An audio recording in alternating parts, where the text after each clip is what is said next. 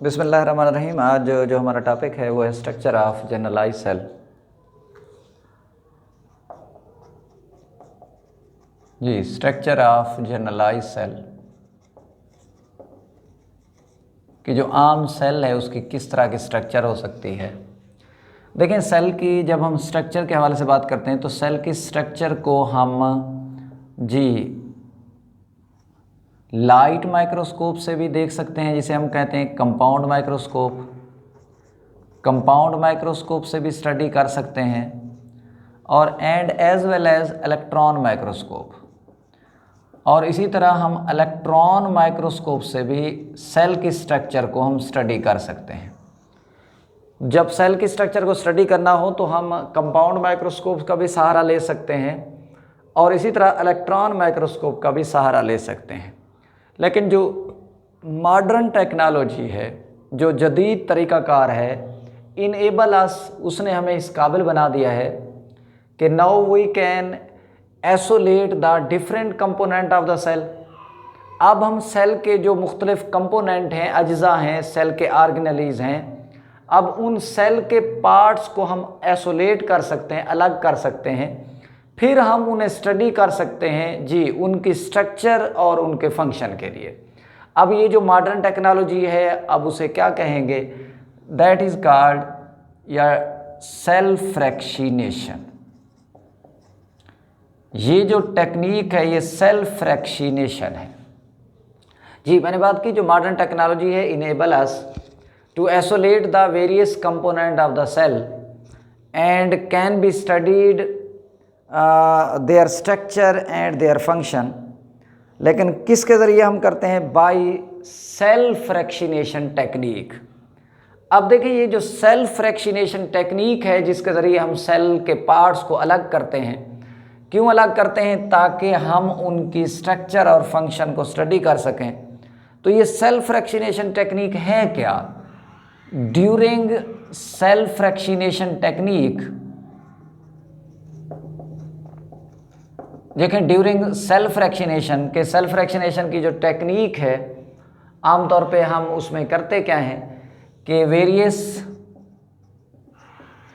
जो टिश्यूज़ हैं, मुख्तलिफ़ किस्म के जो सेल का ग्रुप है यानी टिश्यूज़ हैं, आर होमोजेनाइज्ड, उनको पहले एक जैसा बनाया जाता है, या आर डिसरप्टेड, उन्हें तोड़ फोड़ दिया जाता है बाय स्पेशल इंस्ट्रूमेंट्स, ख़ास किस्म के आलात के ज़रिए, इंस्ट्रूमेंट के ज़रिए उन्हें आमतौर पे तोड़ फोड़ दिया जाता है। अब ये आलात कौन से हो सकते हैं? मार्टर और पिस्टल। जैसे घर में हम कूंडी डंडा इस्तेमाल करते हैं। आपने देखा होगा कि जब हमने कोई इमली की चटनी बनानी हो तो हम पहले इमली का टुकड़ा ले लेते हैं, तो इसे हम टिश्यू कहेंगे।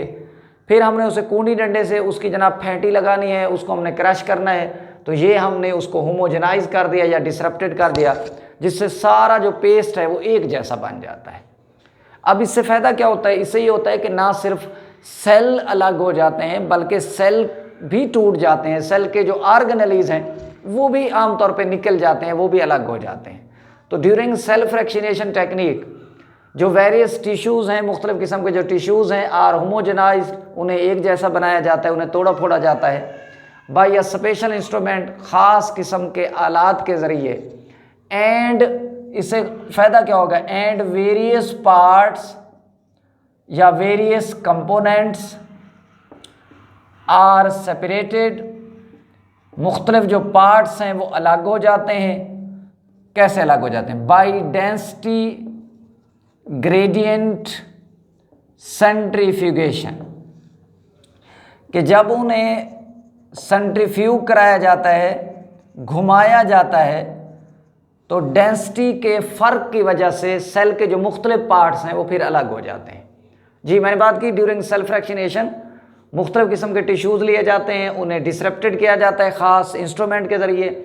फिर उससे फ़ायदा क्या होता है कि सेल के जो मुख्तलिफ पार्ट्स हैं वो अलग अलग हो जाते हैं। क्यों? कि जब हम उन्हें सेंट्रीफ्यूग कराएंगे, जब उन्हें घुमाएंगे, और घुमाने से उनकी जो कसाफत है, उनकी जो डेंसिटी है, उसमें फ़र्क की वजह से वो पार्ट्स अलग हो जाएंगे। अब ये जो अलग होना है, दिस सेपरेशन इज अचीव्ड। देखें, इस अलहदगी को, इस अलग होने को हासिल किया जाता है, this separation is achieved by spinning the, यानी घुमाया जाता है, होमोजेनाइज टिश्यू, कि जो होमोजेनाइज टिश्यू थे जिनको हमने जी एक जैसा बना दिया था, जो होमोजेनाइज टिश्यू थे उनको हमने स्पिन करवाना है, उनको हमने घुमाना है। This separation is achieved by spinning the homogenise tissue, यानी ये जो होमोजेनाइज टिश्यू हैं हमने उनको जनाब क्या कराना है कि ख़ास किस्म की मशीनों के अंदर हमने उसे घुमाना है। और फिर घुमाने से क्या होगा कि घुमाना कहाँ है, ज़रा गौर करना, होमोजेनाइज टिश्यू को घुमाना है इन ए मीडियम, ख़ास किस्म के मीडियम के अंदर रखकर, इन ए सेंट्रीफ्यूग, एक ख़ास किस्म की घुमाने वाली मशीन में, एट ए मीडियम स्पीड, जी दरमियानी रफ्तार पर।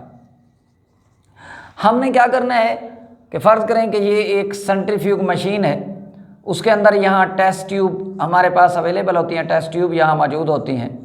तो हमने क्या करना है कि ये जो टेस्ट ट्यूब है उस पर दर्जे लिखे होते हैं, ग्रेड लिखे होते हैं, इन ग्रेड को हम एस कहते हैं, सेंट्री स्वीडबर्ग यूनिट है जो यूज़ की जाती है सेंट्रीफ्यूगेशन के लिए।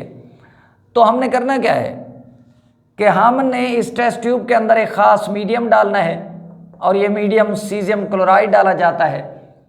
अब इस मीडियम के अंदर हमने उस होमोजेनाइज टिश्यू को डाल देना है, यानी जो हमने टिश्यू तोड़ फोड़ की थी, अब इस टेस्ट ट्यूब के अंदर हमने मीडियम जो डाला हुआ है उस मीडियम में डाल देने हैं। फिर इस टेस्ट ट्यूब को हम ले आएंगे इन ए सेंट्रीफ्यूग, उस घुमाने वाली मशीन में, और फिर हम इसे घुमाएंगे, सेंट्रीफ्यूग करेंगे एट ए मीडियम स्पीड, कि दरमियानी रफ्तार से हम इसे क्या करेंगे, अब घुमाएंगे। जब दरमियानी रफ्तार से हम इसे घुमाएंगे तो इससे क्या होगा कि जो वेरियस पार्ट्स हैं,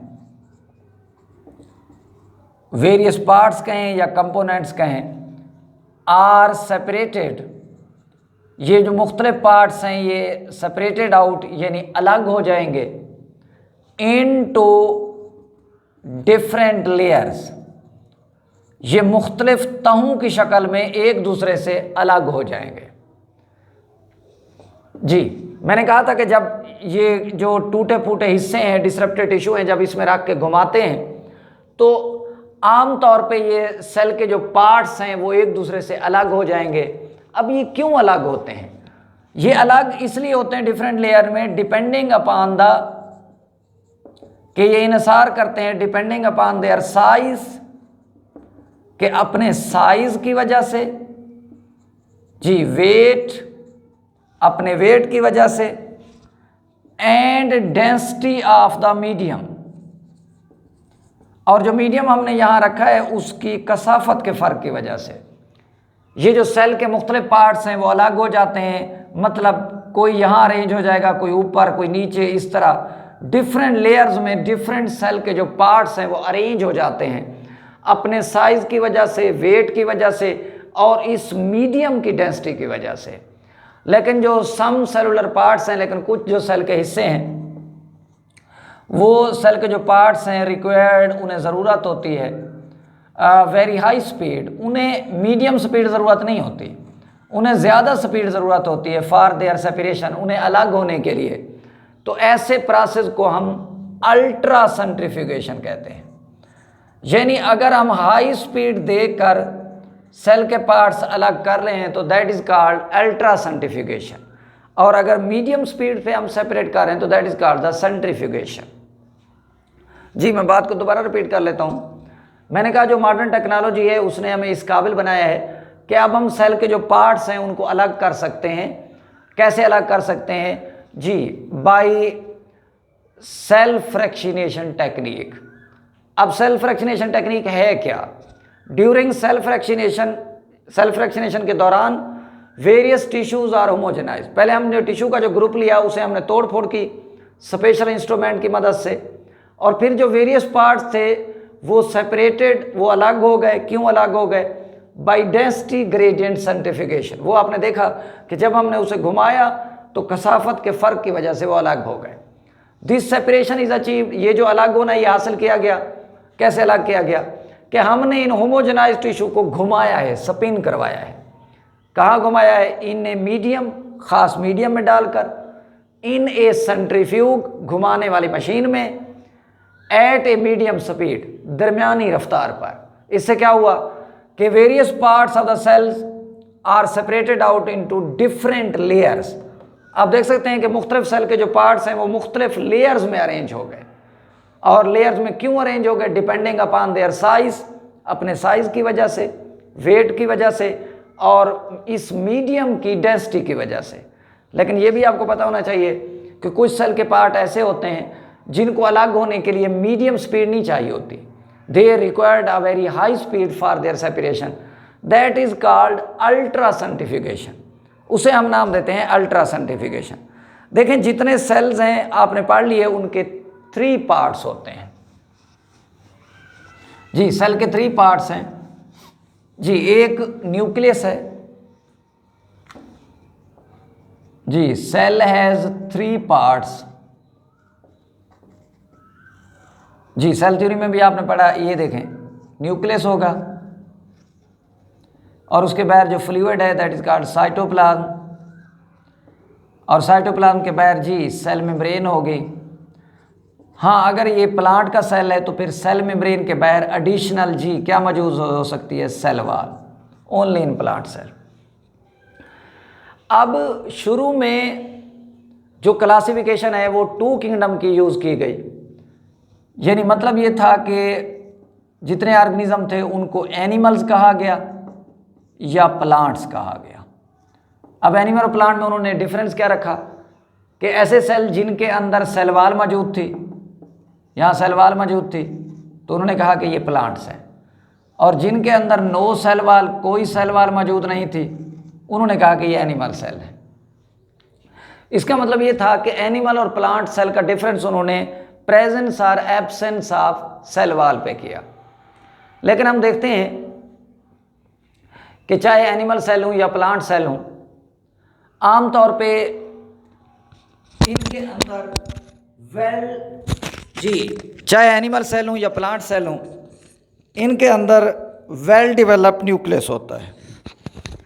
इसका मतलब ये हुआ कि ये सेल यूकैरियोटिक है। तो यूकैरियोटिक से इससे ये जाहिर हो रहा है कि चाहे प्लांट सेल हैं या एनिमल सेल हैं, ये यूकैरियोटिक हैं। यानी इनके अंदर वेल डेवलप, अगर वेल डेवलप नहीं कहते तो वेल डिफाइंड न्यूक्लियस होगा। यानी ऐसा न्यूक्लियस जिनके बाहर न्यूक्लियर मेम्ब्रेन होगी, उनका जेनेटिक मटेरियल मेम्ब्रेन के अंदर होगा। तो प्लांट सेल और एनिमल सेल यूकैरियोटिक सेल हैं क्योंकि इनके अंदर वेल डेवलप न्यूक्लियस होता है। लेकिन उन्होंने देखा कि बैक्टीरिया और साइनोबैक्टीरिया ये ऐसे ऑर्गेनिज्म हैं जिनके अंदर वेल डेवलप न्यूक्लियस नहीं होता। वजह कि उनकी बाहर कोई मेम्ब्रेन भी नहीं होती न्यूक्लियस के। जब न्यूक्लियस की मेम्ब्रेन नहीं होती तो उनका जेनेटिक मटेरियल डायरेक्टली सबमर्ज होता है, डूबा होता है साइटोप्लाज्म में। यानी they have no well defined nucleus. इन सेल को कहा गया प्रोकैरियोटिक सेल। तो फिर पता चला कि एनिमल और प्लांट के सेल जो हैं यूकैरियोटिक हैं और बैक्टीरिया और साइनोबैक्टीरिया के जो सेल्स हैं ये प्रोकैरियोटिक हैं। अच्छा, जो आमतौर पे यूकैरियोटिक सेल्स हैं they are very greatly in size. यानी इनका साइज बहुत ज़्यादा डिफर होता है। कैसे कि बाज़ ऐसे हैं जो बहुत बड़े साइज के हैं, एज बिग, कि वो इतने बड़े हैं कि जैसे ऑस्ट्रिच एग, जैसे शुतुरमुर्ग का अंडा, ये सबसे बड़ा सेल है। लंबाई में न्यूरॉन सबसे बड़ा सेल है और बड़ा जो सबसे सेल है वो एग है। तो ये अंडा एक सेल है। आप इसके ऊपर अगर खौल उतार के देख लें, जैसे बॉयल करते हैं तो उतार लें, तो छिलका उतार के अंदर देखें तो अंदर एक पतली सी मेम्ब्रेन होती है, ये सेल मेम्ब्रेन है। ये जो सफ़ेदी और जर्दी है ये सारा उसका साइटोप्लाज्म है। तो ऑस्ट्रिच एग सबसे बड़ा सेल है, बिग सेल है। लेकिन एनिमल के सारे सेल इस तरह के बड़े नहीं होते। अक्सर जो एनिमल के सेल हैं वो आमतौर पे नेकेड आई से नज़र भी नहीं आते, कि हम उन सेल को आम आँख से भी नहीं देख सकते, वजह कि उनका साइज़ माइक्रोमीटर में होता है। और जो 1 माइक्रोमीटर है ये 10⁻⁻⁶ मीटर शुमार की जाती है। जी, आज जो हमारा क्वेश्चन था ये था जनरलाइज्ड ऑफ जी स्ट्रक्चर ऑफ जनरलाइज्ड सेल। अल्लाह हाफिज़।